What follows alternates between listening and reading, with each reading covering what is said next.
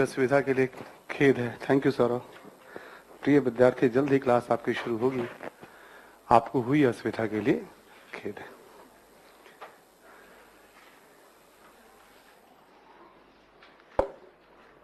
सब पढ़ के ही मानोगे क्या आज? हैं? ऐसे देख रहे जैसे लगता है कि शिकार आ गया। ठीक है ना? यही है वो शिकार। पिछले क्लास में पाषाण काल में शिकार की बात हो रही थी, है ना? कैसे लोग शिकार को जो है ना। आइए स्टार्ट करते हैं हम लोग। मैं भी थोड़ा सा वो कैलकुलेट कर रहा था कि जो तीसरी क्लास है हमारी वो आपके वाले बैच में है, फिर वो इवनिंग में टाइम मुझे थोड़ा शो कर गया था। वो एक दो बार हमने चेक भी किया था कि गलतियां हो जाती है मुझसे भी, अक्सर मुझसे ही होती है गलती। सौरभ भी इसके विटनेस है, मतलब कि टाइम एक बार देख लेता हूँ तो ठीक है भाई, इस समय क्लास है, तो फिर वो माइंड मेकअप ऐसे किए रहता हूँ। तो फिर उसके बाद जब बॉस का कॉल आया हमारे पास, है तो कॉल सुबह सुबह क्यों आ रहा है भाई, तो लगता है दौड़ा के ही मानेंगे मुझे। एक आधा कॉल आता तो ठीक रहता, बस दो तीन कॉल आने का मतलब दौड़ना है अब आपको, ठीक है, कुछ बात हो गई है ना? और फिर वैसा ही हुआ, मतलब दौड़ते भागते हुए, मतलब बस सूचना मिली और मैं आ गया हूँ। ठीक है ना? चाय आ जाए एक बार मेरे पास, फिर हम बात करते हैं आपसे। हाँ, कम से कम चाय तो पी लूँ, बोलना है मुझे भी, है ना? तो हम लोग पिछले क्लास में हड़प्पा सभ्यता पे बात कर रहे थे। एक बार हम लोग रिपीट कर ले। पाषाण काल पे भी बात हुई है आपसे, है ना? याद है ना सभी को? एंशिएंट हिस्ट्री में हम लोग 10 टॉपिक पे बात करेंगे। ठीक है, वन पहली बात। दूसरी बात, हम लोग जो बात कर रहे थे, है ना, कि 10 टॉपिक में जो सोर्सेज यूज करते हैं वो पुरातत्व और साहित्य वाले सोर्सेज होते हैं हमारे। पहला जो 3 टॉपिक है हमारा वो पुरातत्व पर बेस है, आधारित है। ठीक है। आर्कियोलॉजी क्या होता है उस पर भी बात हो गई आपसे, करेक्ट?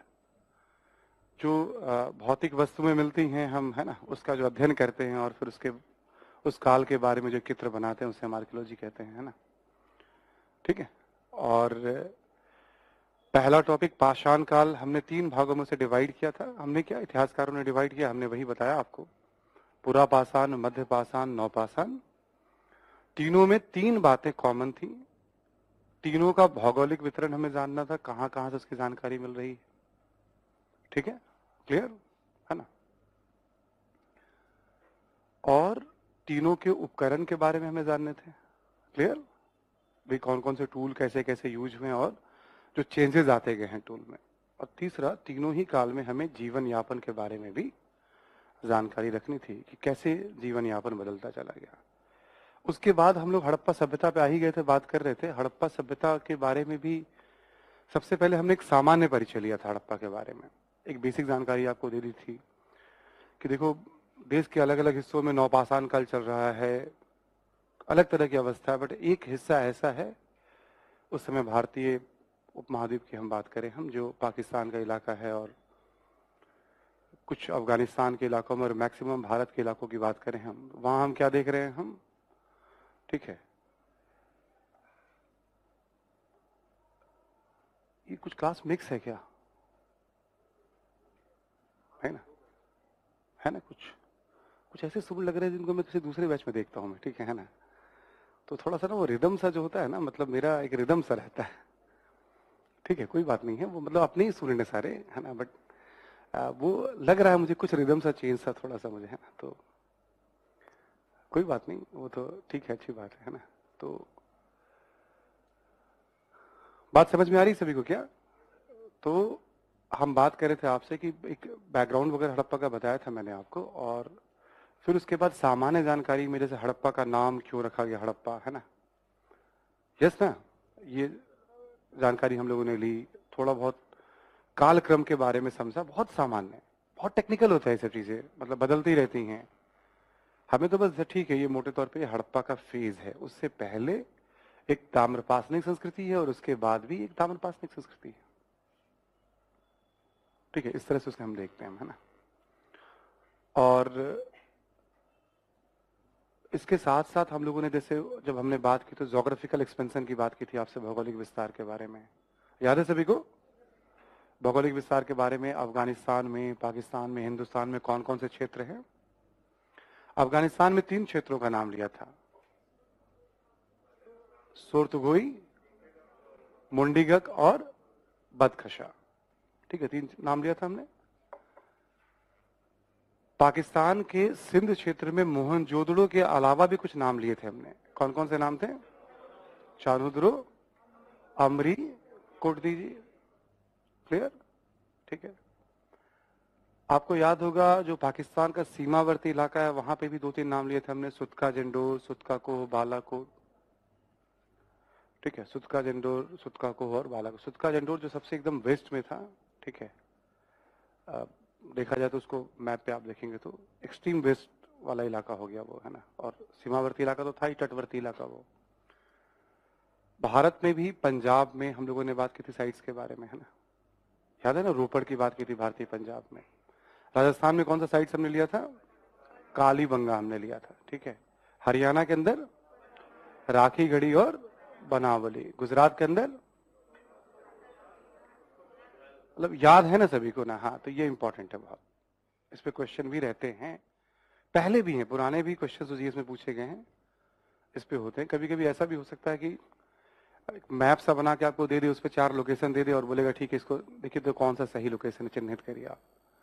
हड़प्पा को ना भारत सरकार बहुत ज्यादा महत्व देती है, उस पर बहुत सारा पाकिस्तान का इलाका भी है ना, ठीक है। तो हम उसे अपने एग्जाम में पूछते हैं कि भाई हमारा ये धरोहर रहा है, ठीक है, बहुत सारा पाकिस्तान का एरिया भी तो हम मैप सहित पूछ लेते हैं, बताओ कौन सा इसमें हमारी जो प्राचीनतम सभ्यता हमारी कहते हैं उसमें हम, ठीक है, तो उसमें हम पाकिस्तान को भी ले लेते हैं, भाई तुम भी हमारे अपने हो, हम तो पराया किसी को मानते ही नहीं है, ठीक है।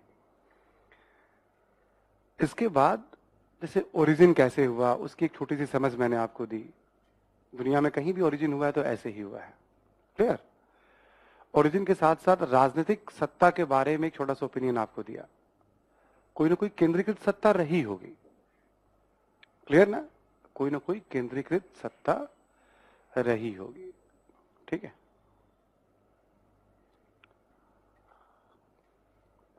इसके बाद हम लोगों ने इकोनॉमी पे बात की थी, हड़प्पन इकोनॉमी पे, याद है सभी को? इकोनॉमी में हमने बहुत सारे इंफॉर्मेशन आपको दिए थे।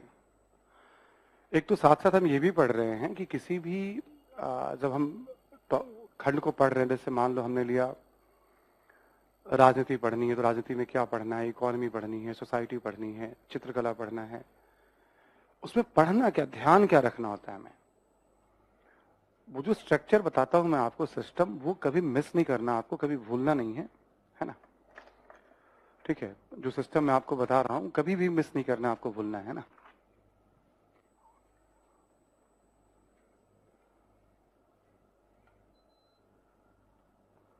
ठीक है,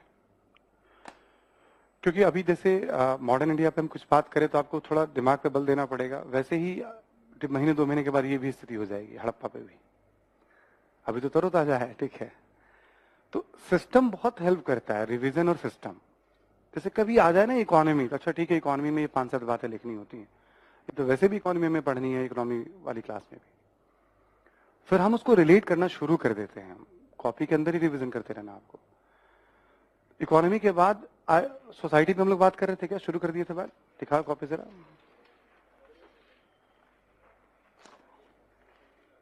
इसमें कितना लिखे हुए हो तुम, मॉडर्न भी इसी में, सब इसी में, इसको संभाल के रखना लॉकर वगैरह में, ठीक है ना।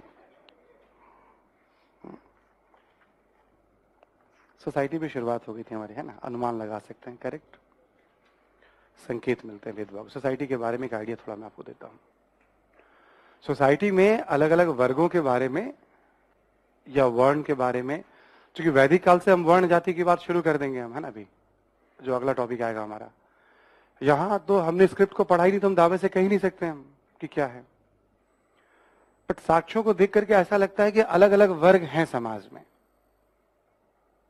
साक्ष्यों को देख करके ऐसा लगता है कि अलग अलग वर्ग हैं समाज में, ठीक है। और उन वर्गों के बीच भेदभाव के भी हमें संकेत मिलते हैं। सोसाइटी में मैंने और क्या बताया था आपको ध्यान रखने के लिए, जैसे हमने कहा महिलाओं की दशा, खान पान, आवासीय संरचना, भाषा, लिपि, शिक्षा, ये सब कुछ काम या महत्वपूर्ण बातें होती है जो हम ध्यान में रखते हैं, ठीक है।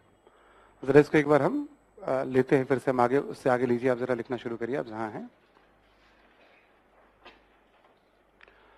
देखिए, साक्ष्यों से साक्ष्यों से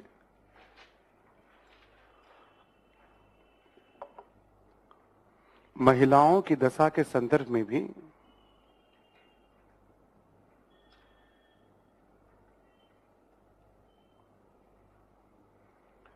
साक्ष्यों से महिलाओं की दशा के संदर्भ में भी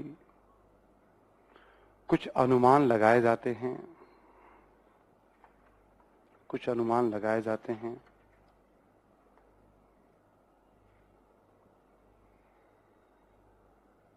जैसे बड़ी संख्या में मिट्टी की मातृ देवी की मूर्तियां मिली हैं।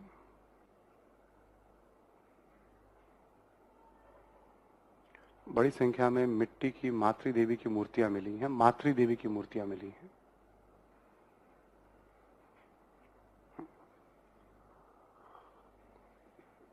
संभवतः समाज में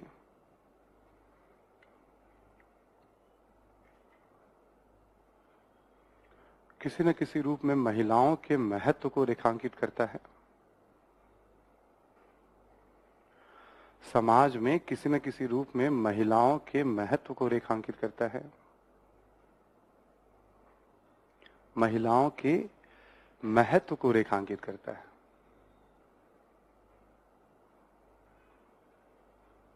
ठीक है, महत्व को रेखांकित करता है। मतलब मिट्टी की जो मूर्तियां होती हैं ना, उसमें पुरुषों की तुलना में महिलाओं की मूर्तियां बहुत अधिक मिली हैं, बहुत ज्यादा। तो किसी न किसी रूप में महत्व रहा होगा। हमने शुरू में कह दिया आपको कि देखो, एक तो एक्सकेवेशन की भी अपनी सीमा है, उत्खनन की भी अपनी सीमा है, नंबर 1। ठीक है। नंबर 2, हड़प्पाई लिपि को अब तक पढ़ा नहीं जा सका है, तो हम दावे से तो कुछ कह ही नहीं सकते हैं। बट मिल रही है तो शायद किसी न किसी रूप में इंपॉर्टेंस रहा होगा। धार्मिक महत्व हो सकता है या आम जनजीवन में महत्व हो सकता है। इसी में लिखें आप, साथ ही बड़ी संख्या में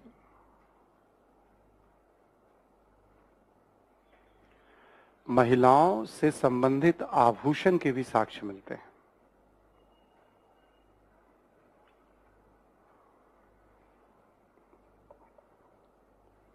महिलाओं से संबंधित आभूषण के भी साक्ष्य मिलते हैं।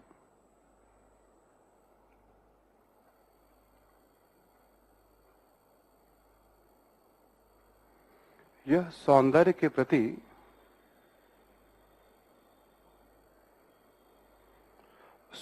के प्रति उनके लगाव को अभिव्यक्त करता है।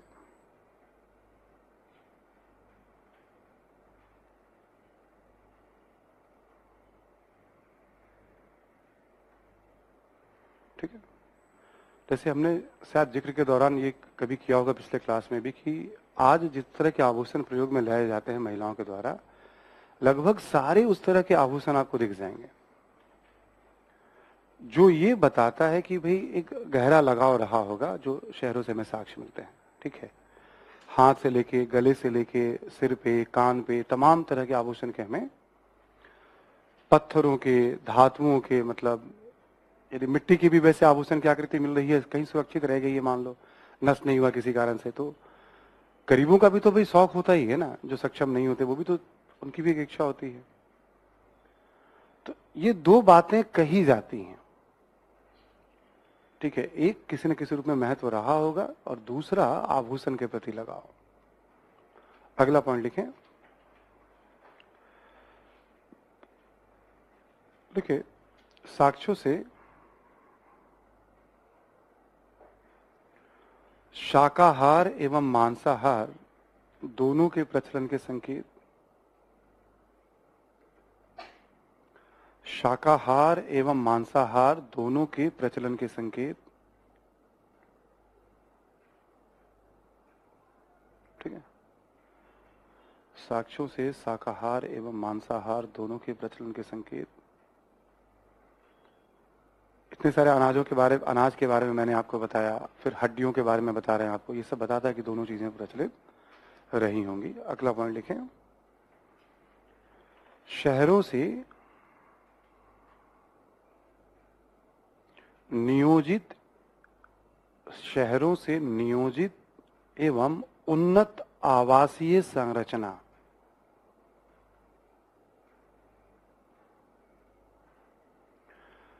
नियोजित एवं उन्नत आवासीय संरचना की जानकारी भी मिलती है।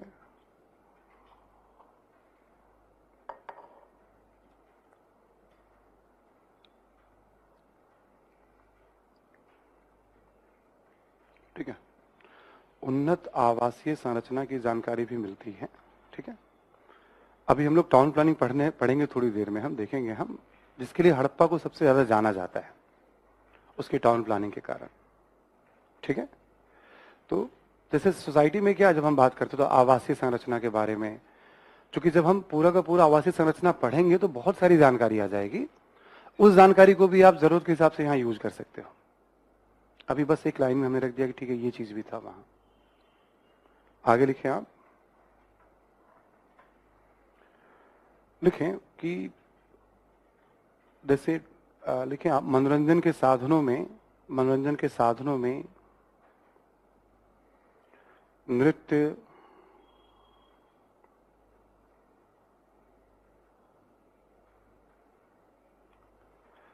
तथा वाद्य यंत्रों में ढोलक, वीणा,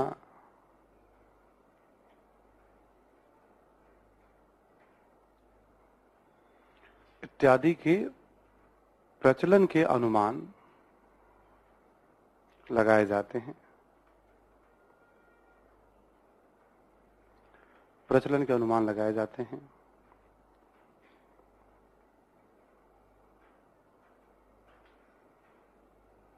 ठीक है, मतलब इनके अब एविडेंस मिल रहे हैं हमें नृत्य के।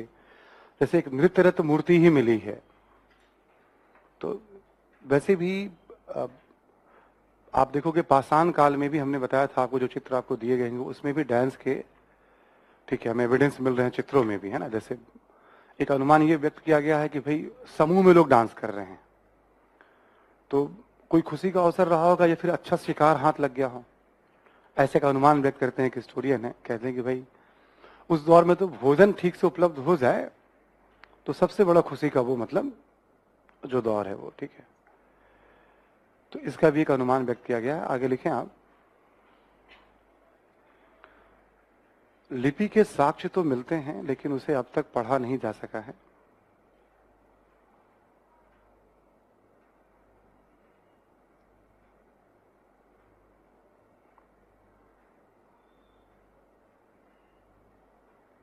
उसे अब तक पढ़ा नहीं जा सका है।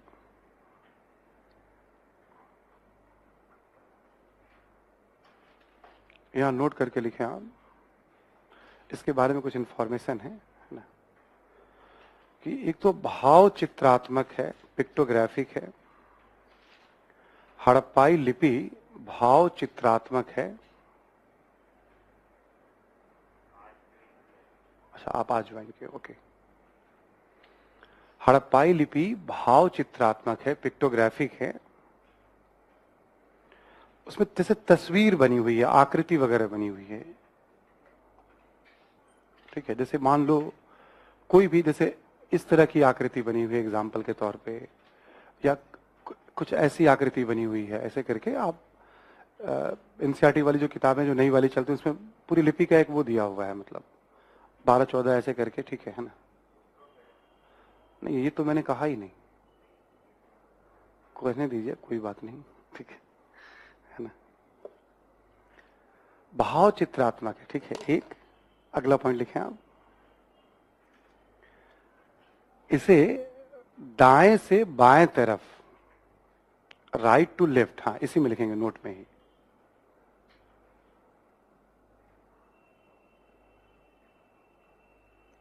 ठीक है, दाएं से बाएं और फिर बाएं से दाएं लिखी जाती होगी। Right to left and left to right, है ना, लिखी जाती होगी।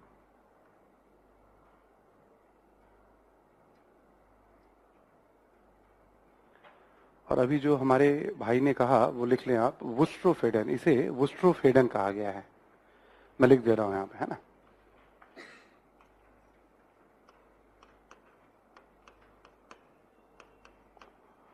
वुस्ट्रोफेडन कहा गया है।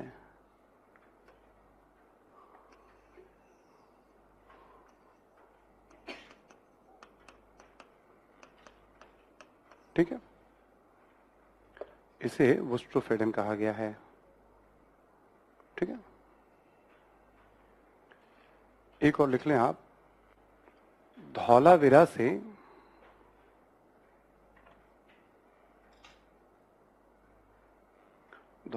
से एक लंबी सूचना पट का साक्ष्य मिला है। धौलावीरा से एक लंबी सूचना पट का साक्ष्य।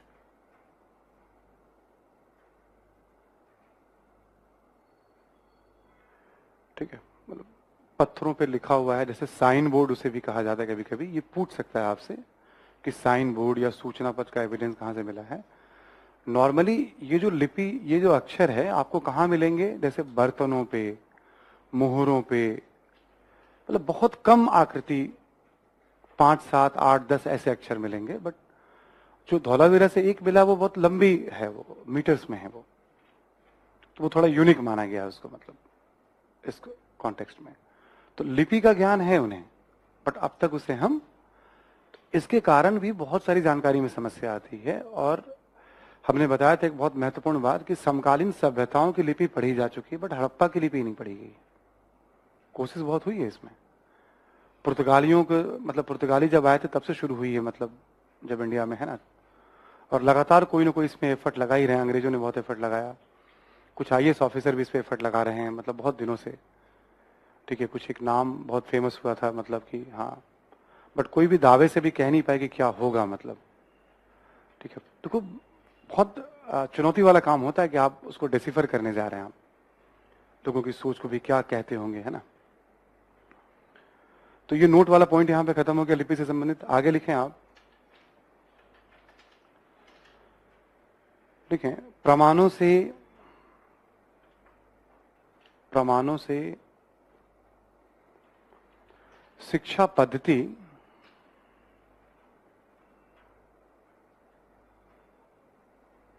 के प्रचलन के भी संकेत मिलते हैं।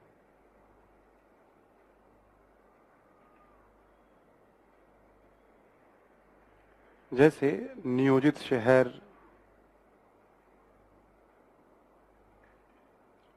शहर, मकान,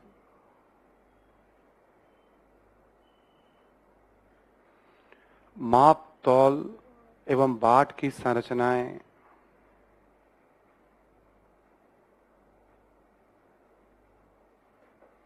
माप तौल एवं बाट की संरचनाएं, कौमा, एक जैसे पक्की ईंटों के आकार, एक जैसे पक्की ईंटों के आकार,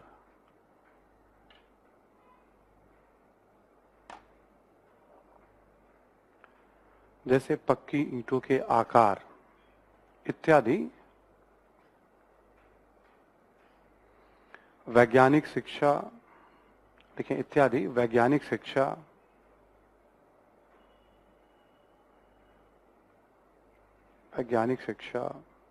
कौमा, देखें, सिविल इंजीनियरिंग,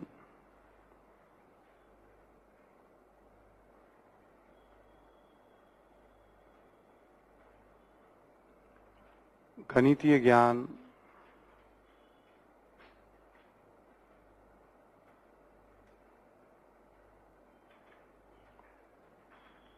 के प्रचलन की ओर इशारा करते हैं।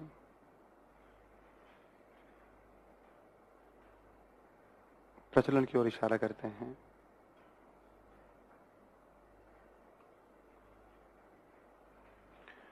इसी में लिखें आप, विभिन्न धातुओं का ज्ञान एवं मिश्रण, विभिन्न धातुओं का ज्ञान एवं मिश्रण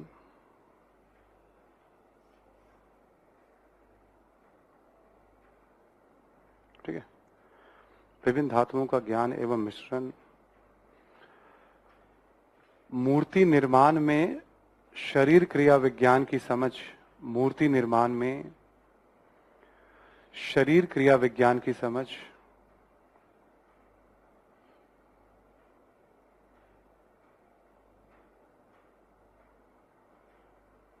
शरीर क्रिया विज्ञान जैसे चेहरे का आकार है, हाथ और जो अनुपात होता है उन सब की समझ इत्यादि भी वैज्ञानिक समझ को अभिव्यक्त करता है। वैज्ञानिक समझ को अभिव्यक्त करता है।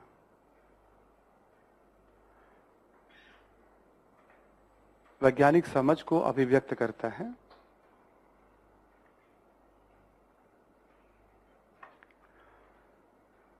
कहने का मतलब यह है कि जैसे कांसा बनाया जा रहा है तांबे और ठीक है टीन के मिश्रण से कांसा बनाया जा रहा है ना। धातुओं को पिघलाया जा रहा है या मूर्तियां बनाई जा रही हैं शरीर के। तो शरीर क्रिया विज्ञान के बारे में समझ हो सकती है, शरीर के बारे में, फिजियोलॉजी के बारे में, या फिर जो धातुओं का अलग अलग ज्ञान है उसकी समझ। ये सब एक वैज्ञानिक समझ के बारे में बता रहा है। बट उसकी पढ़ाई कैसे होती होगी पता नहीं, एक पीढ़ी से दूसरी पीढ़ी तक कैसे जाता होगा। जैसे आज भी क्या देखोगे आप, बहुत जगह पढ़ाया जाता है मैकेनिक्स वगैरह के बारे में। मान लो कोई छोटा मोटा आप देखोगे, जैसे आप देखोगे बिजली मैकेनिक ही होते हैं जो घर में आते हैं चीजों को ठीक करते हैं, उसकी प्रॉपर पढ़ाई होती है, लोग करते हैं। बहुत लोगों को देखोगे आप जो दुकान पे काम करते करते ही वो सीख जाता है। और अक्सर देखा गया कि जो सीखता है दुकान पे काम करते थे 10-12 वर्षों में, वो पढ़ने वाले से कम होशियार नहीं होता, ज्यादा ही होशियार होता है कई मामलों में, कुछ एक चीजों को छोड़ दिया जाए तो। गैरेज में भी देखोगे उसकी प्रॉपर पढ़ाई होती है। आप बाइक जहाँ पे सर्विसिंग वगैरह होती है, आप देखो कार वगैरह होती है। बट बहुत लोग देखोगे छोटी उम्र में कोई बच्चे वहां आ जाते हैं और देखते देखते वो ट्रेंड हो जाते हैं, वो हर गाड़ियों की उन्हें समझ हो जाती है। कभी ऑब्जर्व करोगे तो ज्ञान को एक पीढ़ी से दूसरी पीढ़ी तक हस्तांतरित करने की ये बहुत पुरानी परंपरा है। इसे हम अपने घर में भी देख सकते हैं, किसी कारोबार से जुड़े हुए तो हम एक तो माना जाता है इस तरह से भी चीजें चलती होंगी, मतलब एक पीढ़ी से दूसरी पीढ़ी। बट इतने बड़े लेवल पे प्लानिंग, पूरे शहर की प्लानिंग की जा रही है वर्ग किलोमीटर में, तो निश्चित तौर पे कुछ सिस्टमैटिक सिस्टम भी रहा होगा। क्या रहा होगा, कुछ ऐसे अभी संकेत एविडेंस वगैरह नहीं मिलते हैं जो हम दावे से कह पाए। किसी न किसी रूप में ज्ञान वगैरह तो दिया ही जाता होगा, ठीक है। तो लिपि, भाषा, शिक्षा, ठीक है, इन सब के बारे में भी सोसाइटी में हम लेते हैं, अध्ययन करते हैं। आगे लिखें आप।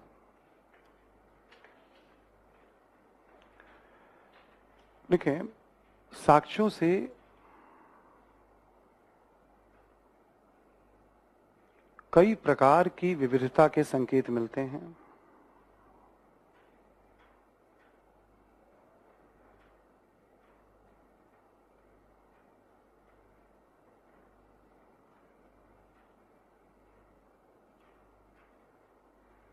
जैसे प्रजातीय,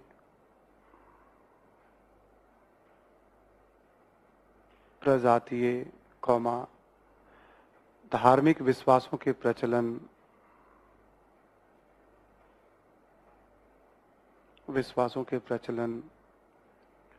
कौमा अंतिम संस्कार इत्यादि।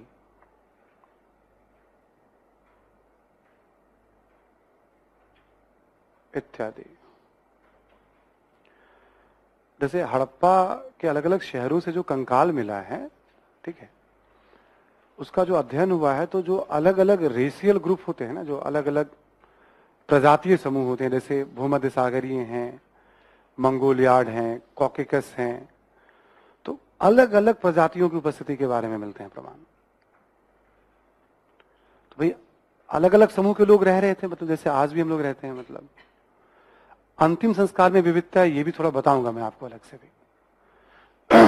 अंतिम संस्कार में विविधता अलग से बता रहा हूं, नोट करके मैं आपको भी।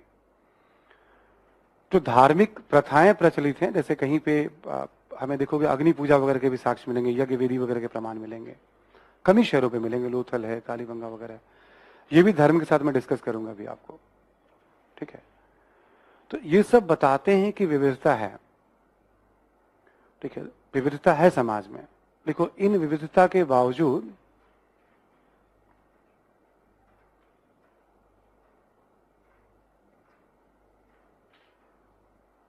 इन विविधता के बावजूद घातक हथियारों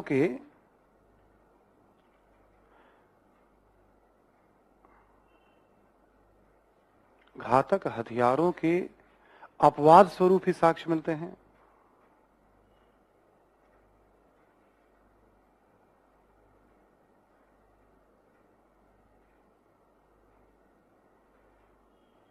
अपवाद स्वरूप ही साक्ष्य मिलते हैं और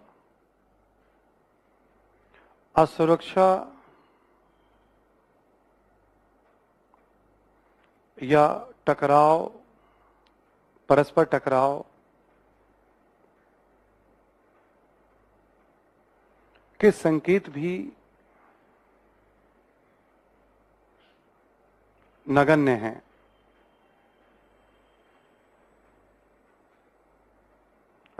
कहीं कहीं कुछ कुछ मिलते हैं, ठीक है, कुछ कंकाल हैं, कुछ भगदड़ वगैरह के चिन्ह मिलते हैं, नगण्य हैं। इसी में लिखें ऐसा अनुमान है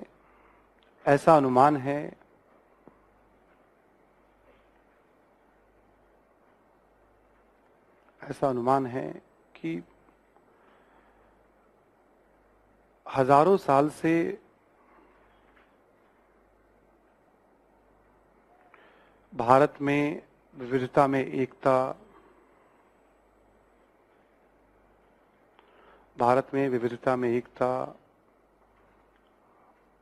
प्रेम एवं सहिष्णुता, विविधता में एकता, प्रेम एवं सहिष्णुता की धारा जो प्रवाहित हो रही है,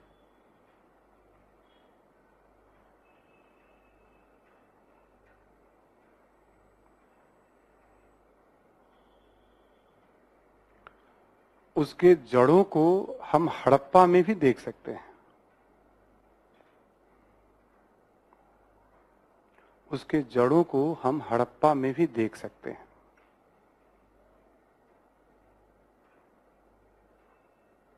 ठीक, हड़प्पा में भी देख सकते हैं। ये बहुत, जो लास्ट पैराग्राफ हमने लिखा है बहुत इंपॉर्टेंट है। ये एक सच्चाई है, इतने बड़े देश में आपको एकरूपता किसी रूप में आज भी नहीं मिलनी है। और आज की विविधता ऐसा नहीं कि आज की देन है, ये हजारों साल से हमारे समाज में प्रवाहित, समय समय पे कुछ ना कुछ विविधता इसमें ऐड ही होती चली जाती है। तो हड़प्पा के बारे में भी ऐसा अनुमान है कि इतनी विविधता के बावजूद भी ऐसे कोई संकेत नहीं मिलते, तो लोग प्रेम से रहते होंगे, सौहार्द सहिष्णुता का वातावरण रहा होगा, शांति प्रिय लोग रहे होंगे। और हम कहते हैं ना हमेशा कि विविधता में एकता भारतीय राष्ट्रीयता की पहचान है। मॉडर्न इंडिया वाली क्लास में आप सभी को याद होगा, तो हम लोगों ने डिस्कस किया था कि भाई यूरोप में राष्ट्र का मतलब एक भाषा है मोटे तौर पे, बट हमारे यहाँ एक भाषा तो फिर तो बहुत सारे राष्ट्र हो जाएंगे फिर तो, ऐसे तो ठीक है। संविधान ने भी 22 भाषाओं को चिन्हित कर रखा है वैसे देखा जाए तो, ठीक है, ऐसा है नहीं। अपनी खास बात है विविधता में एकता, डाइवर्सिटी के बावजूद भी एक अद्भुत, ठीक है, यूनिफॉर्मिटी आपको दिखेगी। इस पे हम अलग से पढ़ते चलिए भी आप, ऐसे मैं आपको दर्जनों मतलब कई दर्जन एग्जाम्पल दूंगा मैं भी, ठीक है, क्यों ये बात कही जाती है ना, अलग से पूरा एक बताऊंगा इसके बारे में। बहुत इंपॉर्टेंट चीज भी है वो समझने के लिए। तो ये एक खास बात मानी जाती है हड़प्पा की, ठीक है, कि विविधता में एकता, प्रेम, सहिष्णुता जैसे तत्व आप हड़प्पा या पता नहीं कब से प्रचलित है भारतीय समाज में। जैसे कभी मेंस में क्या हो सकता है, क्वेश्चन ऐसा आ सकता है कि भाई हड़प्पाई समाज के बारे में संक्षेप में बताएं, या भौतिक साक्ष्यों के आधार पर हड़प्पाई समाज की चर्चा करें। जो भौतिक साक्ष्य हैं, पुरातात्विक साक्ष्य हैं, ऑलरेडी हम पुरातात्विक साक्ष्य के आधार पे ही पढ़ रहे हैं, फिर भी वो एग्जामिनर अलग से लिख देता है। तो समझ नहीं होने पे क्या होता है, हमने कई बार स्टूडेंट्स को देखा, वो घबरा जाते हैं कि भौतिक साक्ष्य कहां से आ गया, ये है ना। हमने जो कुछ भी पढ़ा वो भौतिक साक्ष्य के आधार पर ही पढ़ा, जो चीजें मिल रही हैं, ठीक है। और सोसाइटी में हमें राइटिंग कैसे करनी है, तो जैसे हमने बताया अलग अलग वर्ग हैं, महिलाएं, खान पान, एक स्ट्रक्चर सा आपका बना रहे हैं आपको, जब कभी सोसाइटी आपको लिखनी हो मेंस में तो कैसे लिखेंगे आप।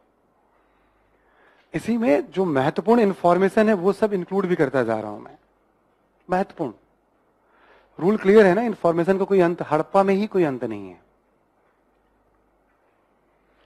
आर्य शर्मा वाली किताब, छठी वाली किताब, और 11वीं 12वीं में एंशिएंट हिस्ट्री पे किताब है, शायद 12वीं में किताब है ना।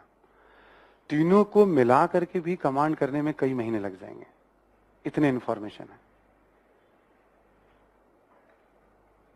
ठीक है, अब जैसे एक बात हमने ये कही, दूसरी बात हम क्या करते हैं, क्वेश्चन पेपर को हम देखते हैं। पिछले 10, 20, 30 वर्षों में, 40 वर्षों में क्वेश्चंस क्या पूछे गए हैं। हर एक साल हर खंड में, चाहे एंशिएंट, मेडिवल, मॉडर्न, बनने योग्य सवाल होते हैं, नहीं बनने योग्य होते हैं। बनने योग्य में भी दो कैटेगरी होती है, एक बहुत आराम से बन जाएंगे 1-2 प्रश्न। जैसे हमने कहा अभी लास्ट जो पीटी हुआ था, पूछा था एक विकसित जल प्रबंधन के साक्ष्य के बारे में कहाँ मिलता है। सामान्य सा हड़प्पा के बारे में भी कोई जानकारी रखता होगा, बता देगा धौलावीरा में मिलता है वो। कभी कभी क्वेश्चन पूछता है कि हड़प्पा के बारे में निम्नलिखित कथनों पर विचार करें, कथन 1, कथन 2, कथन 3। तो सामान्य जानकारी से बात नहीं बनती है। ठीक है, ऐसा भी आता है कभी कभी। पिछली बार जो 7 प्रश्न पूछे गए हैं एंशिएंट हिस्ट्री में, मतलब बहुत अच्छी तैयारी किसी स्टूडेंट की है तो वो 3 बना पाएगा। ये भी आप समझ नहीं पाएंगे। आप स्टूडेंट की बात कर रहा हूं मैं, अपनी बात नहीं कर रहा हूं मैं भी। एग्जाम ऐसे ही होता है ना, आपके लेवल पे होता है ना एग्जाम। जैसे मैं कहीं कहीं से कुछ भी जानता रहता हूं, हर बात का संभव नहीं है ना। आप केवल इतिहास का तो एग्जाम देना नहीं है आपको, न केवल राजनीति विज्ञान का देना है आपको। ठीक है, तो हर एक साल ऐसा होता है। ओवरऑल यदि 15 क्वेश्चन हैं तो आप 8-9 बना ले जाते हो। 20 क्वेश्चन हैं तो 10-12 आप स्कोर कर ले जाते हो निगेटिव करके, तो एकदम से क्वालिफाइंग मार्क्स है आपका वो। थोड़ा आराम से बैठोगे तो एक आधा क्वेश्चन ज्यादा सॉल्व हो जाएंगे, बट एग्जामिनेशन हॉल का जो प्रेशर होता है वो थोड़ा डिफरेंट होता है। वो आप महसूस करोगे, आप धीरे धीरे जब यहाँ पे टेस्ट सीरीज दोगे ना आप, तो वो एक डिसीजन लेना होता है उस समय कि क्या करें हम। ठीक है, उसमें मतलब संभावना रहती है कुछ एक आधा गलतियां अधिक हो जाए, दुविधा में होती है, द्वंद्व में हो जाता है गलती, है ना। तो इसलिए ये इंपॉर्टेंट नहीं कि हम कितना, ये इंपॉर्टेंट फिर वही है कि हम पूरे स्ट्रक्चर को समझते हुए, अंडरस्टैंडिंग बनाते हुए, और हर खंड की महत्वपूर्ण बातों को हम अपनी पकड़ में ले लें। सेकेंड राउंड मैंने क्या बताया था आपको मॉडर्न इंडिया में, उसके बाद जैसे आप फिजन आईएएस के यदि 500 क्वेश्चन आप बना लेते हैं मॉडर्न इंडिया पे, तो आप इट्स ओके। यूपीएससी और यूपीपीसीएस के सवाल 10-15 वर्षों के, और विजन आईएएस के क्वेश्चन बताया था ना मॉडर्न इंडिया में आप सभी को हमने, उतना कर लो आप क्लास नोट्स के बाद, तो आप एकदम कॉन्फिडेंट रहो कि मुझे इसमें गलती नहीं करनी है। हम प्रतियोगिता मन में बहुत बना लेते हैं, बट बहुत ये समझने में बहुत टाइम लगता है लोगों को। अभी तो जैसे 3.5-4 साल तो मान लो अपने हो गए यहाँ पढ़ाते हुए। विजन जब से शुरू हुई, पहला बैच सबसे क्लास ले ही रहा हूँ मैं, यहाँ पे हूँ यहीं पे मैं तो, है ना। उसके पहले भी हमने क्लासेस ली हैं यहाँ पे भी। बहुत से स्टूडेंट्स को मन में रहता है कि हम बहुत पढ़ रहे हैं। जैसे मॉडर्न इंडिया में मैं आपको गाइड करता था, ठीक है मान लो आपने अपना स्टडी मटेरियल, क्लास नोट्स, तो भी मैं जो हिस्ट्री पढ़ा रहा हूँ ऐसा तो नहीं पहली बार आपको पढ़ा रहा हूँ। 4 साल पहले भी हमने विजन में पढ़ाया है, वो भी हमारे रिकॉर्ड पे है, तब भी हमने यही बात कही है कि जो नहीं बनते हैं तो क्या वो स्पेक्ट्रम पढ़ के बन जा रहे हैं, क्या नहीं बन रहे हैं। क्योंकि यूपीएससी का गोल स्पेक्ट्रम नहीं होता है ना, यूपीएससी का गोल होता है अच्छी किताबों से, चाहे वो सरकारी किताबों को थोड़ी प्राथमिकता पर रखते हैं, या वो किताबें जो आसानी से हिंदुस्तान में उपलब्ध हो सभी जगह। क्वेश्चन हमेशा किताबों से बनाए जाएंगे, आंसर भी किताबों को ही वहां माना जाता है। उसमें जो ओल्ड एनसीईआरटी वाली किताब है, थोड़ा वो कॉम्पैक्ट लिखी गई ना, पूरे सिलेबस को कवर करती है। जैसे हमने कहा ना आर एस शर्मा, तो पहले ये एनसीईआरटी होती थी हम लोगों के समय जब हम पढ़ते थे, तो ये एनसीईआरटी वाली किताब रही है, विपिन चंद्रा की किताब है ना। अभी क्या आपको कई खंडों में पढ़ना पड़ता है, वही मॉडर्न एंशिएंट अब थोड़ा सरल बनाया गया पहले की तुलना में। लेकिन आज की किताबें भी बहुत अच्छी किताबें हैं, बच्चों के हिसाब से लिखी भी जा रही है, उसको समझ भी अच्छी बनती है उसमें। मतलब पहली वाली किताब सोचो आप आर्य शर्मा वाली किताब पढ़ने के लिए दे दो तो क्या बीतती होगी स्टूडेंट के ऊपर। अब कम से कम चित्र वगैरह अच्छे बने हुए हैं, क्वेश्चनर वगैरह होते हैं, बताया जाता है आपने ये पढ़ा, आपने ये सीखा, आप कुछ अभ्यास कर लो। ठीक है, तो कभी भी यहां पर भी ध्यान रखिएगा, कुछ भी एक्स्ट्रा हाथ पैर इस तरह से मत चलाइएगा। मुझे बताने में कुछ थोड़ी जाता है कि आप ये किताब पढ़ लो, आप, मैं तो कह दूंगा। कि जो सबसे ज्यादा नुकसान होता है वो यही होता है कि हम नियंत्रित नहीं रह पाते हैं। भाई आपको अभी टॉपिक की समझ नहीं है ना, हमें तो इतनी समझ है कि हम क्या बता रहे हैं नहीं बता रहे हैं आपको। पिछले 3-4 वर्षों में, मैं संख्या तो नहीं बताऊंगा, बट बहुत अच्छा रेशियो है अपने स्टूडेंट का मेंस देने का, जितने भी दे रहे हैं हम, बहुत अच्छा रेशियो है।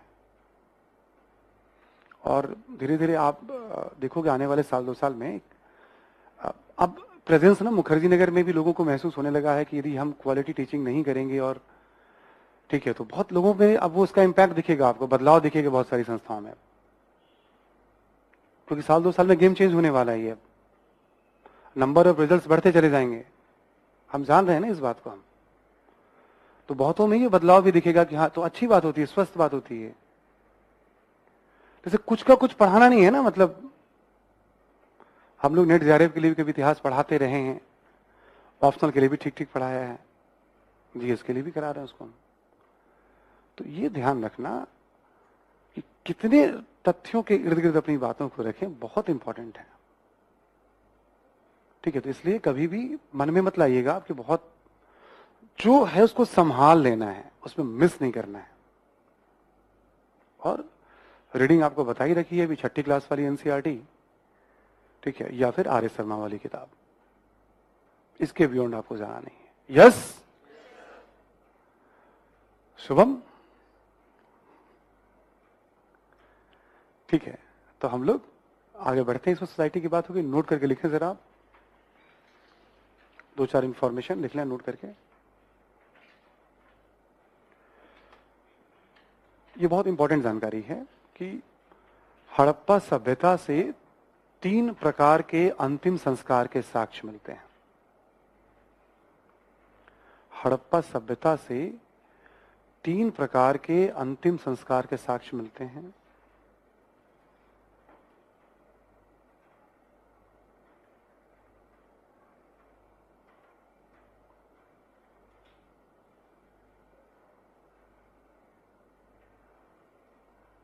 ठीक है, साक्ष्य मिलते हैं, लिखें पूर्ण शवाधान, कंप्लीट ब्यूरियल, पूर्ण शवाधान,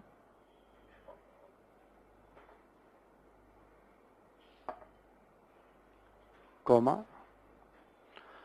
आंशिक शवाधान,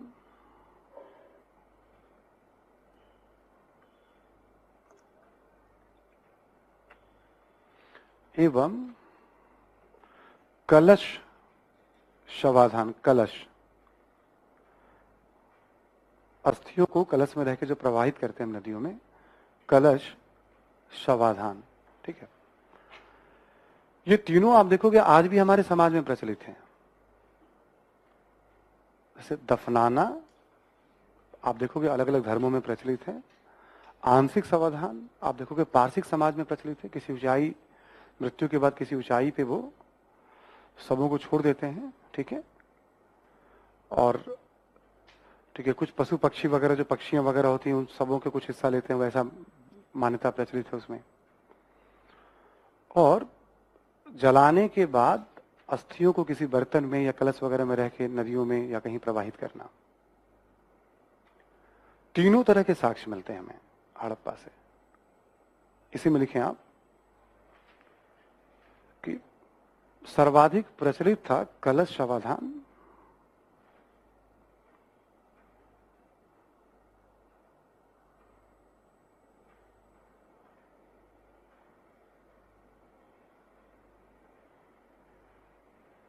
ठीक है। एक और इंफॉर्मेशन लिखें, लिखे पूर्ण समाधान में, पूर्ण समाधान में वस्तुओं के साथ दफनाए जाने की भी परंपरा, दफनाए जाने के साक्ष्य, वस्तुओं के साथ दफनाए जाने के साक्ष्य।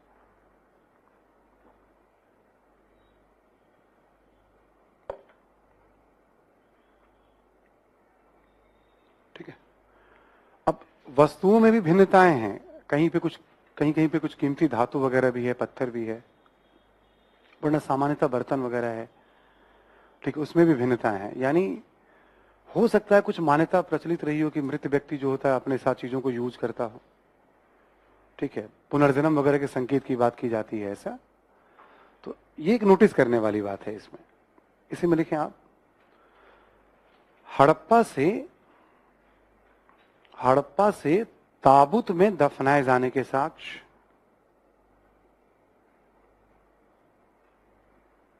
हड़प्पा से ताबूत में दफनाए जाने के साक्ष्य, ठीक है, जो कॉफिन होता है उसमें दफनाए जाने के हड़प्पा से प्रमाण मिल रहे हैं। ये एक इंटरेस्टिंग है। एक और इंफॉर्मेशन लिख लो आप, लोथल से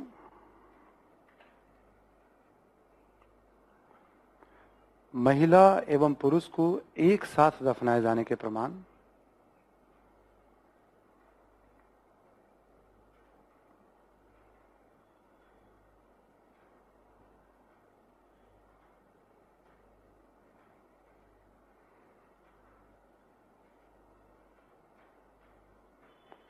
इनके बारे में जैसे महिला पुरुष को एक साथ दफनाया गया है, दो पुरुषों को भी एक साथ दफनाया गया है, ऐसे भी साक्ष्य मिलते हैं। तो किस तरह की प्रथा रही होगी तो हम कह तो सकते नहीं उसके बारे में हम, है ना, ठीक है, कुछ भी दावे से नहीं कह सकते हैं, बट ये कुछ महत्वपूर्ण जानकारी है। ऐसे दर्जनों इंफॉर्मेशन है, कहां सिर उत्तर की दिशा में है, कहां सिर दक्षिण की दिशा में है, कहां सिर पूरब की दिशा में है, ठीक है, कहां बच्चों को दफनाया गया है, तो कहां, ठीक है, जो एक दफनाया गया उसमें मतलब पत्थर के वो निशान मिल रहे हैं सिर पे, मतलब तो ऐसे करके ना भरे पड़े होते हैं इंफॉर्मेशन। रोपड़ से क्या मिला है, कालीबंगा से क्या, मतलब मोहनजोदड़ो से ताबूत का साक्ष्य क्यों नहीं मिल रहा है, ठीक है ना, ऐसे भी सवाल उठा दिए जाते हैं। तो जब आप ऐसे फैक्ट्स पढ़ना शुरू करते हो तो बहुत सारे फैक्ट्स आ जाते हैं, इसका कोई अंत नहीं होता है। तो महत्वपूर्ण बात है कि जो विविधता अंतिम संस्कार में, जो भारतीय समाज की आज भी एक विशेषता है, पुनर्जन्म के संकेत जो कहीं ना कहीं आज भी हम मान के चलते हैं जाने अनजाने की, ठीक है, दूसरा जन्म तो होता ही होगा, है ना, मतलब पुनर्जन्म के संकेत, है ना। और एक दो ऐसे इंफॉर्मेशन हो गए हमारे। कुछ पूछना चाह रहे थे क्या आप? हाँ बोलिए।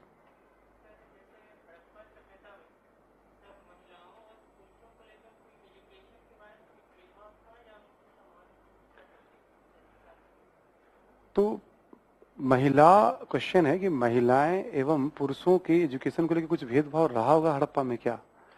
अच्छा, जितनी बात मैंने बताई उसके आधार पे मैं क्या कह सकता हूं, मुझे बताओ तुम जरा। नहीं कह सकता हूं ना, तो तुम्हें आंसर तो पता ही, तुमने पूछा क्यों फिर मुझसे? हाँ? कैसे बताऊं मैं? जो तेरा हाल है वो मेरा हाल है। शुरू में ये बात मैंने कह दी कि भाई ये कैसे कोई कह सकता है, इतने सारे स्कॉलर इसमें लगे हुए हैं, ठीक है, हम तो उनकी बातों को बस समराइज करके आपके सामने रख रहे हैं। तुम बाद में पूछना, तुम्हारा रूल क्लियर है ना, हमारा तुम्हारा अंडरस्टैंडिंग हो गया, क्लास के बाद तुम पूछोगे, ठीक है, तुम नोट करते रहना अपना।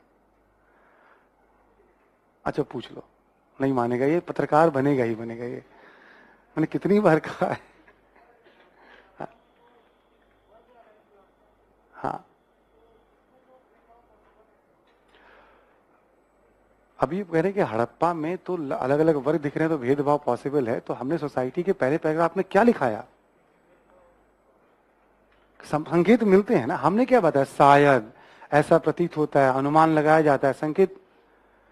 इसमें पूछने के स्कोप ही नहीं, बहुत सिंपल है भाई हड़प्पा। देखो जहां समस्या है ना, बंटवारा किसने करवाया? गांधी जी ने करवाया, नेहरू जी ने करवाया, कुछ लोग आरोप लगाते हैं समाजवादियों ने करवाया, मार्क्सवादियों ने करवाया, जिन्ना ने करवाया, अंग्रेजों ने करवाया। वहां बहुत तरह की बातें, तो वहां स्कोप बहुत है। यहां तो कुछ स्कोप ही नहीं है, पढ़ते जाओ, आगे बढ़ते जाओ। बस मैं कह रहा हूं संख्या इंफॉर्मेशन के नहीं बढ़ाना, बस इतना कह रहा हूं मैं भी। थोड़ा बहुत प्रैक्टिस से बढ़ते चले जाएंगे, क्योंकि आपको ना थोड़ा पीटी और मेंस दोनों के नेचर को, क्वेश्चन पेपर पढ़ना शुरू करना, शुरू से मैं गाइड किया, पढ़ते रहोगे तो आप एक आइडिया लग जाएगा आपको। वैसे हड़प्पा के सवाल बनने योग्य होते हैं, हमने ये बताया था पीटी में भी, 1-2 वर्षों के अंतराल पे क्वेश्चन तो पूछा ही जा रहा है इसमें, और बनने योग्य होते हैं हड़प्पा के सवाल, ठीक है। तो वो एक अच्छी बात है ना, 4-5 सवालों में जैसे हड़प्पा के सवाल बन जाएंगे हमारे, वो बन जाएंगे, मतलब जो हम लोग सोर्स वगैरह लेके चल रहे हैं उसी से बन जाएंगे, जो मैं बता रहा हूं आपको, और आर्य शर्मा वाली किताब, इसके बाद नहीं कुछ भी। ठीक है, तो मतलब हमेशा रखना, कोई भी संभावना आ जाए, बस साक्षी नहीं है तो हम क्या करें उसमें, कैसे इंटरप्रेट करें उसको हम, बस यहीं पे क्या होता है, जो स्टूडेंट थोड़ा बहुत मेंस दे रहा होता है सब्जेक्टिव वाले, उनको फ्रीडम मिल जाती है, थोड़ा सेंस आ जाता है, 5-7 इन्फॉर्मेशन हो गए, इन्फॉर्मेशन को लेकर लिखने की जिसको कला आ गई वो अपनी बात बना करके हिस्ट्री को जो यूज करना सीख लेता है, उसके लिए हिस्ट्री में फिर बहुत ज्यादा, एंशिएंट हिस्ट्री में मैक्सिमम अनुमान ही चलता है।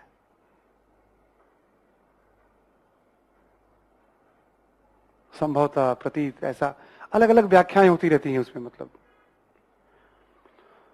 तो जैसे economy and society, Harappan economy and society पे क्वेश्चन फ्यूचर में आ सकते हैं, सोसाइटी पे तो वैसे भी आ सकते हैं। ठीक है, अब हम लोग बात करेंगे हड़प्पाई कला के बारे में और धर्म के बारे में। चलिए पहले धर्म को ले लेते हैं, फिर कला की बात करेंगे। लेकिन आप हड़प्पाई धर्म, क्योंकि अंतिम संस्कार ना नॉर्मली धर्म का हिस्सा होता ही है कहीं पे भी, है ना, लेकिन हड़प्पाई धर्म,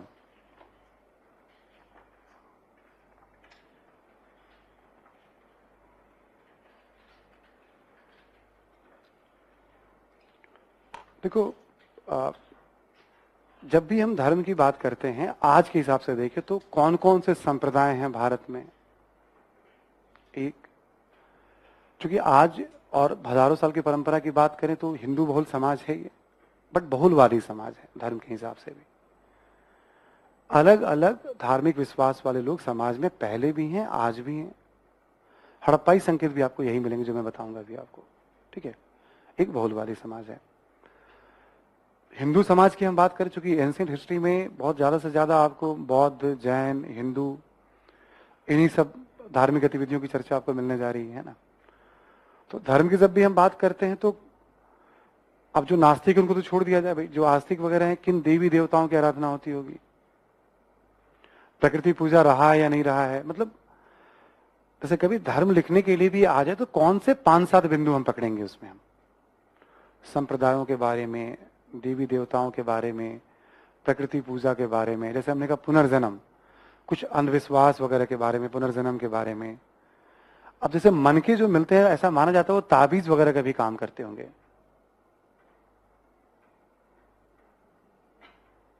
ठीक है, जो मन के मिलते होंगे, है ना, ठीक है, वो कितना मतलब इसमें ताबीज वगैरह के रूप में उसको यूज किया जाता होगा। आ रही बात समझ में सभी को? तो ऐसे भी प्रचलित हो सकते हैं। फिर अंतिम संस्कार की बात हो सकती है। फिर धर्म में क्या होता है, पूजा स्थल, कोई था नहीं था, हम कह सकते हैं नहीं कह सकते हैं हम। पूजा स्थल होगा तो कोई पूजा कराने वाला वर्ग भी होगा, पुरोहित वर्ग भी होगा।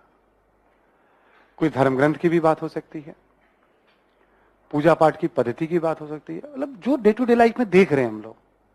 यस ना, समझ में आ रही बात सभी को? बहुत सिंपल है, हम रोज देख रहे हैं, ऑब्जर्व कर रहे हैं इसको हम।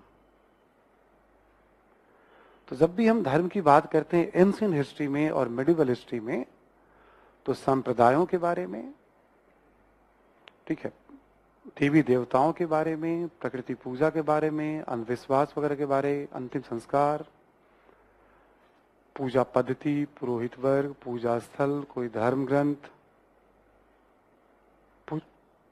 ठीक है, ये सब मोटे तौर पे इसके सार होते हैं। कभी पूछा जाए इस काल में धर्म के बारे में बताएं, आपको 7-8 पॉइंट्स बस ध्यान रह जाएंगे इसमें से।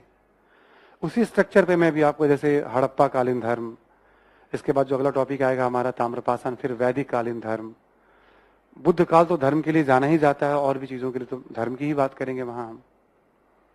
आगे उतना फर्क नहीं पड़ता, फिर गुप्त कालीन धर्म की बात करेंगे हम, है ना, आपसे ऐसे करके हम अलग अलग काल में धर्म। जो पहले दिन मैंने बताया था आपको कि संस्कृति में किन किन तत्वों को लेते हैं, हमने बताया था कला, ठीक है, साहित्य, धर्म,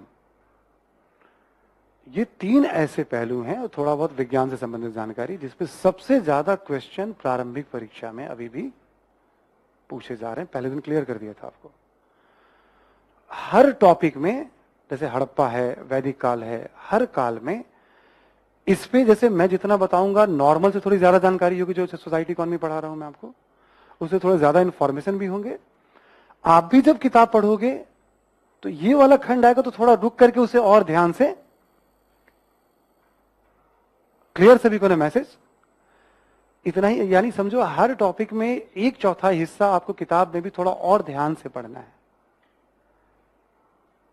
ये भी 2-3 साल में ट्रेंड बदल गया, इसलिए थोड़ा राजनीतिक इतिहास वगैरह भी अब जानना जरूरी हो गया है, सिलेबस का हिस्सा लेकिन पहले से है। वरना सारे के सारे सवाल यही कला धर्म साहित्य वगैरह पे ही रह रहे थे, उसके इर्द गिर्द। अभी भी 7 क्वेश्चंस में 5 क्वेश्चन जो था वो कल्चर ओरिएंटेड था पीटी में, पिछले साल भी, उसके पहले साल भी, जिसको मैं कल्चर कहता हूं भाई, ये पढ़ना है आपको। तो प्रारंभिक परीक्षा में और मुख्य परीक्षा का सिलेबस ही संस्कृति और विरासत हमने बताया आपको, ठीक है? तब भी वहां आपको ये चीजें बहुत यूजफुल होनी है ना। लिखो आप जरा धर्म के बारे में।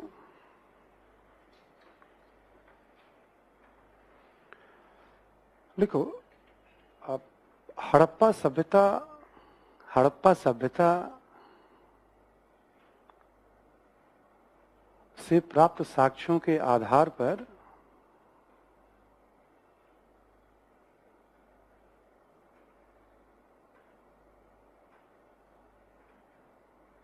ठीक है, प्राप्त साक्ष्यों के आधार पर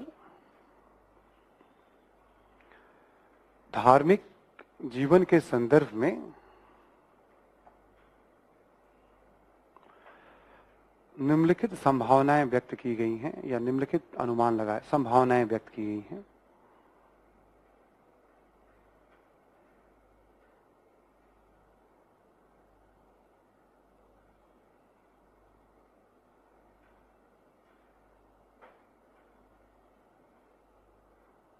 ठीक है,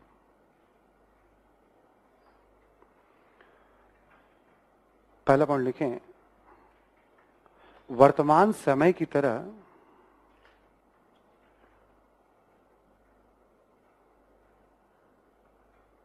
कौन कौन से धार्मिक संप्रदाय प्रचलित थे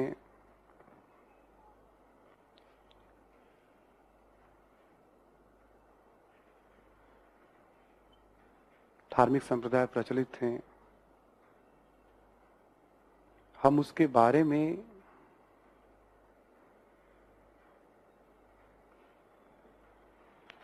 दावे से कुछ भी नहीं कह सकते,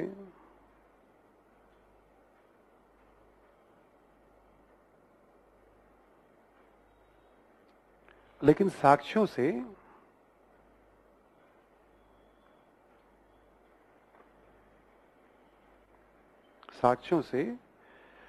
हिंदू धर्म में प्रचलित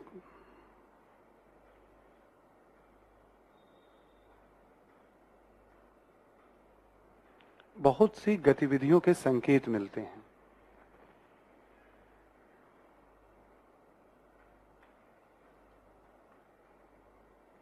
बहुत सी गतिविधियों के संकेत मिलते हैं। ठीक, एक खाका हमने सेफ लाइन अपना रख लिया, जो है भी तरीका यही है ना। अब लिखें आप कि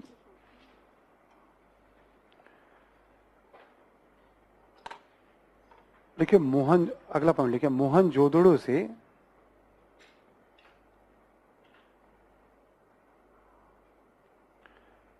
एक मुहर सील, एक मुहर पर योगी की मुद्रा में, मतलब योग वाली मुद्रा हो गई। योगी की मुद्रा का मतलब मत समझिएगा कि आज चुनाव का आखिरी चरण है तो मैं कुछ कह रहा हूं, ठीक है? कुछ फर्क भी नहीं पड़ना, अब तो यहां पे आप वोट देने भी नहीं जा पाएंगे आप, ठीक है ना? ठीक है, तो योगी की मुद्रा में विभिन्न पशुओं से घिरे हुए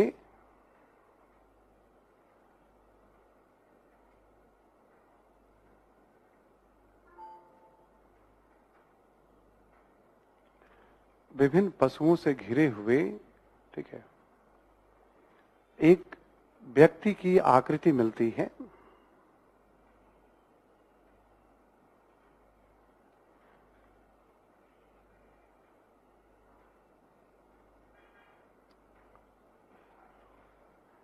इसकी तुलना कुछ विद्वानों ने, या इसकी तुलना, कुछ विद्वान छोड़ दीजिए आप, इसकी तुलना शिव के आरंभिक रूप से की जाती है या आद्य रूप से की जाती है? प्रोटो।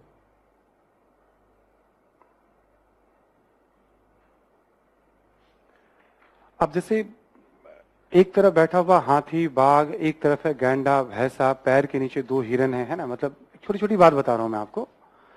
तो जब हम पढ़ते हैं तो इन सब चीजों को भी याद रखना शुरू कर देते हैं हम। बहुत सारे पशुओं से घिरा हो, तो हो सकता है पशुपति वाली अवधारणा रही हो। पशुओं के मतलब कह नहीं सकते हम।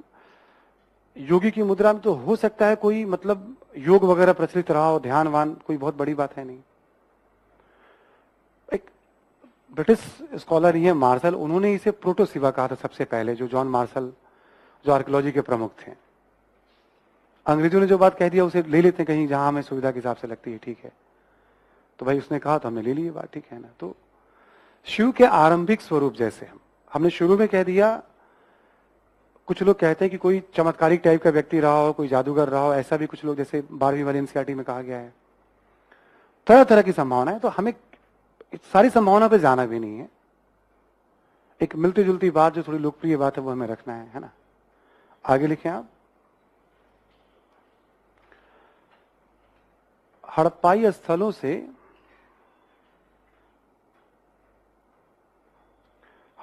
स्थलों से बड़ी संख्या में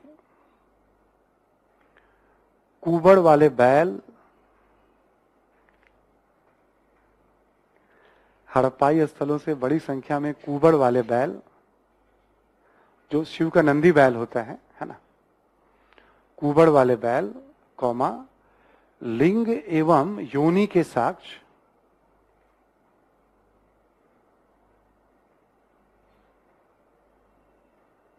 शिवलिंग की जो पूजा होती है ना, के भी मिलते हैं, साक्ष्य मिलते हैं।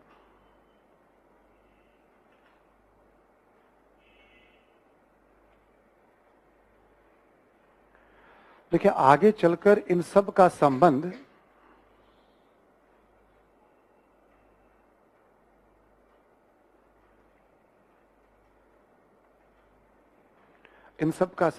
शिव से दिखाई पड़ता है।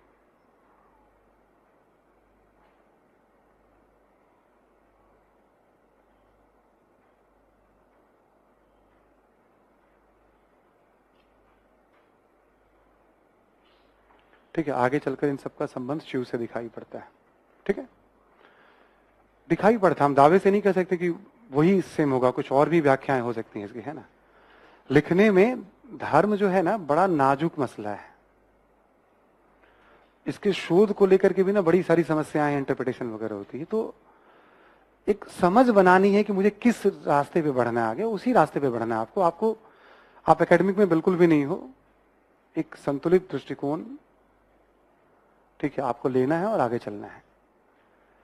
तो हिंदू संप्रदाय से जैसी विशेषताएं मिलती तो हो सकता है उस तरह का कोई संप्रदाय प्रचलित रहा हो, नंबर 1। नंबर 2, शिव जैसे देवता की पूजा के कुछ कुछ ऐसे साक्ष्य मिलते हैं, जैसे नंदी बैल और कुबर वाले बैल में बड़ी सिमिलैरिटी है, बड़ी संख्या में मिल रही है। लिंग और योनि जैसी आकृति बड़ी संख्या में मिली है अलग अलग स्थलों से, तो आज भी ये कॉमन पूजा पाठ की पद्धति में है, तो हम ऐसा अनुमान लगा सकते हैं। अगला पॉइंट लिखें।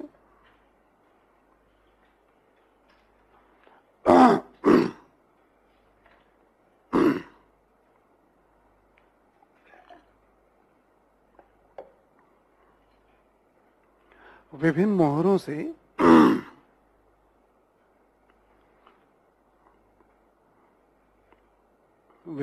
से देवियों के आराधना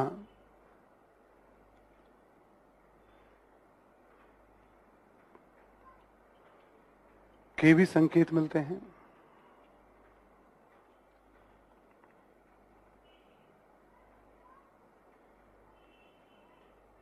ठीक है, देखें जैसे हड़प्पा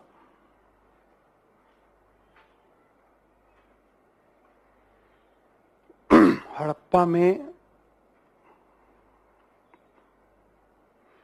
एक देवी के गर्भ से पौधे को निकलते हुए दिखाया गया है।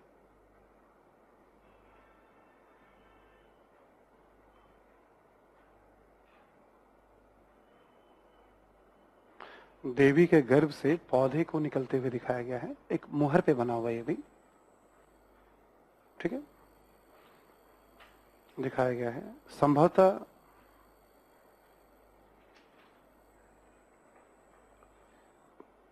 पृथ्वी का या धरती का देवी के रूप में महत्व रहा हो।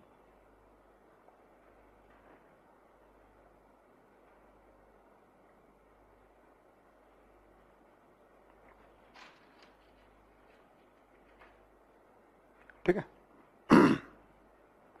महत्व रहा हो।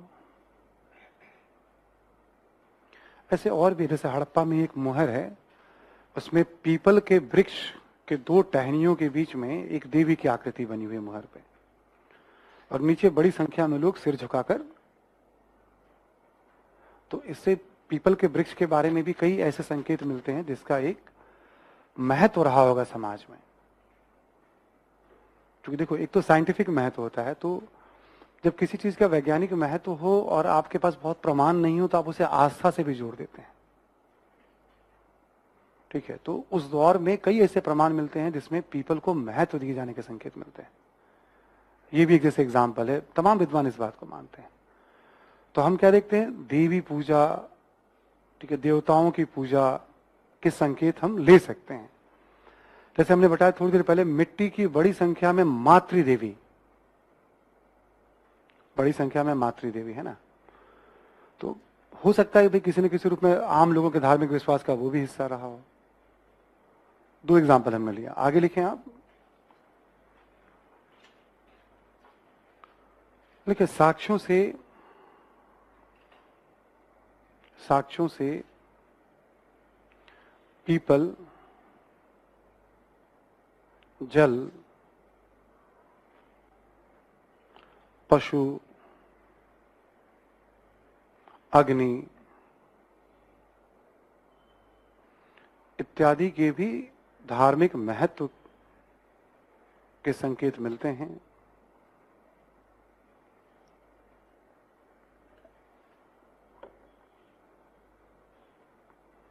संकेत मिलते हैं।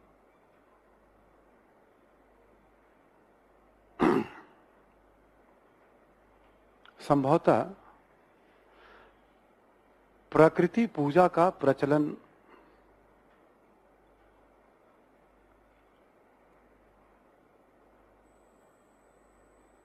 रहा हो। देखो, एक ह्यूमन नेचर है कि हम कहीं फंस जाए, मान लो मतलब कोई बाढ़ ही आ गया हो, ठीक है ना, और खूब बारिश हो रही हो, मतलब मूसलाधार, या कुछ विस्फोट हो जाए, बादल विस्फोट, या कोई और आपदा आ जाए, तो हम फिर किसी न किसी अज्ञात शक्ति को ही हम याद, जो हमें समझ में नहीं आता है, ठीक है।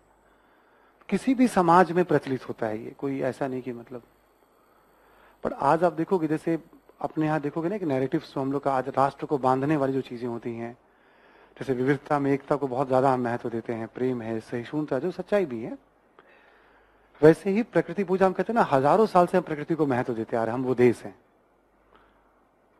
तो कभी कभी आप देखोगे, जैसे मेंस राइटिंग में ना, हम कुछ बहुत सारे स्ट्रक्चर पहले से पता होते हैं कि हमें ये लिखना है, हमें राइटिंग में साबित इसकी तरफ ले जाना है अपनी राइटिंग को। धीरे धीरे थोड़ा आप भी समझोगे इस बात को, कुछ बौद्धिक मैनेजमेंट है ये, ठीक है, राइटिंग के दौरान। कि अच्छा, ये 5-7 स्ट्रक्चर है जहां हमारे देश के तमाम प्रधानमंत्री, वर्तमान से लेकर पहले, सब एक रास्ते पे एक बात कह रहे हैं वो, ठीक है। तो कहीं ना कहीं हमारे शोध वगैरह में वो सब चीजें झलकती हैं, तो हम राइटिंग में भी उन सबको स्पेस, हम उसी का एक ये भी एंगल है। आगे लिखो आप। लोथल, कालीबंगा एवं बनावली से, लोथल, कालीबंगा एवं बनावली से अग्नि वेदिका के साक्ष्य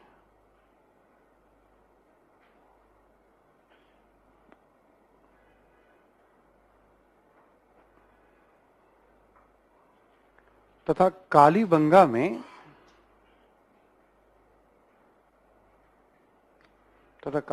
में अग्नि वेदिका के नजदीक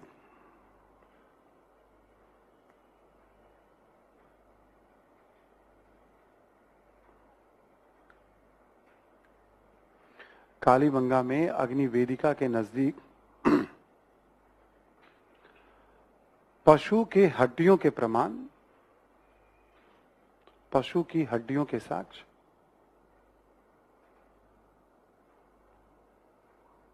ठीक है, एग्जाम्पल हो सकता है बलि प्रथा किसी रूप में प्रचलित रही हो, पशु बलि का है, ठीक है।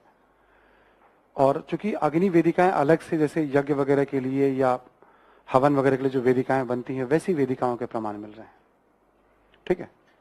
तो इट मे भी कि मतलब कुछ पूजा पाठ उस तरह की प्रचलित, जैसे हमने कहा ना धार्मिक विविधता है, सभी जगह से नहीं मिल रहे हैं, आगे अनुसंधान हो सकता और मिले, बट इतना तो तय है कि जब अग्नि का ज्ञान इंसान को हुआ होगा तो भाई वो इतना बहुपयोगी ज्ञान है कि इसने जीवन को बदलने की क्षमता है इसके अंदर। हमने बताया ना पीछे वाले क्लास में अग्नि के ज्ञान के बारे में आपको, तो उससे कई सारी, ठीक है, आप देखोगे चुनौतियों का समाधान, जीवन बहुत सुगम होगा। तो ऑब्वियस है श्रद्धा का एक भाव अग्नि को लेकर के मतलब, ठीक है, रहा ही होगा समाज में। आगे लिखें आप, देखिए अंतिम संस्कार के साथ वस्तुओं को दफनाने की प्रथा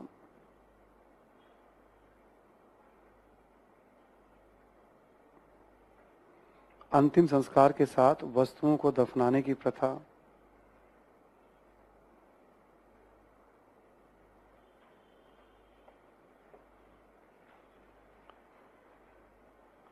पुनर्जन्म का संकेत हो सकती हैं।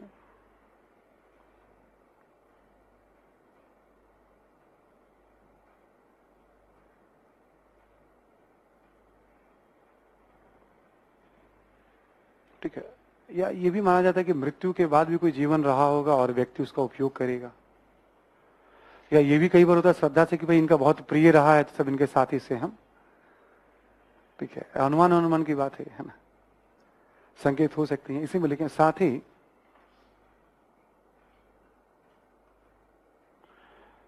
बड़ी संख्या में ताबीज जैसी वस्तुओं के साक्ष्य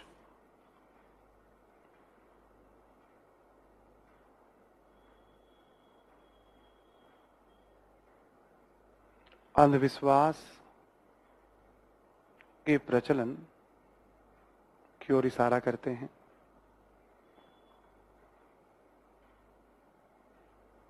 अंधविश्वास के प्रचलन की ओर इशारा करते हैं। ये भी बस समझने वाली बात है। बताओ कौन ऐसा समाज है जहां अंधविश्वास किसी न किसी रूप में थोड़ा बहुत, ठीक है, तो आप थोड़ा बहुत जब बैठ के सोचोगे ना तो आपको लगेगा कि अंडरस्टैंडिंग होनी चाहिए, प्रमाण होने चाहिए, इससे ज्यादा कुछ है नहीं पढ़ने वाली बात इसमें। राइटिंग तो बहुत कंफर्ट हो जाता है, मतलब कई जगहों पे, ऐसा भी नहीं, कई जगहों पे तो देखो जानकारी चाहिए, राइटिंग बहुत कंफर्ट हो जाता है कई जगहों पे।